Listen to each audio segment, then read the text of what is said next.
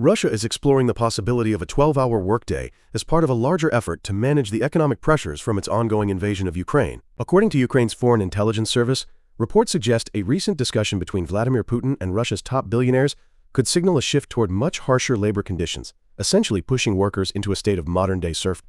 Following what was described as a frank exchange with Putin, well-known businessman Oleg Deripaska made a proposal that was surprising, even to a public accustomed to sudden policy ideas. He proposed officially implementing a 12-hour workday combined with a 6-day workweek, arguing such measures are necessary to help the economy withstand the pressure of sanctions. He framed it as part of the national character to mobilize and work harder during times of crisis, despite the fact that the move would conflict with standards set by the International Labor Organization to which Russia had previously committed. Critics interpret the proposal as evidence that workers are increasingly seen as an expendable resource to maintain profits. The push for longer hours is seen as being linked to the growing financial demands the Kremlin is placing on major business figures to support the war effort. Reports suggest that oligarchs like Suleiman Kerimov, Vladimir Potanin, and Deripaska himself are expected to contribute enormous sums. Rather than shouldering these costs themselves, analysts argue that business leaders may try to compensate by increasing pressure on their workforce through longer hours and higher work intensity. According to this logic, extending the workday would allow companies to maintain output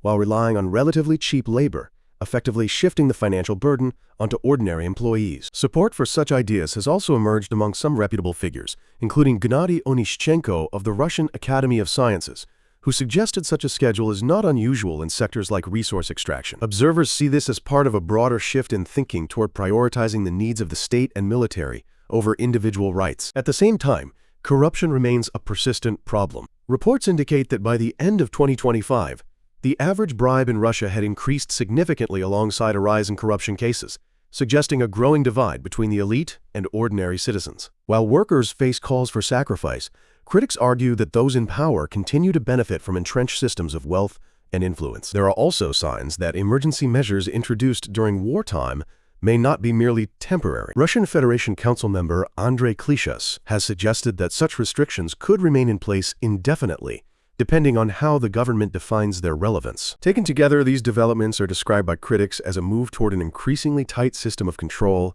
where economic pressure, legal barriers, and political power converge. Economic indicators add to concerns about domestic strain, with falling incomes, rising debt burdens among the population, and massive reported losses by companies like Rosneft, where leadership described recent conditions as extremely challenging.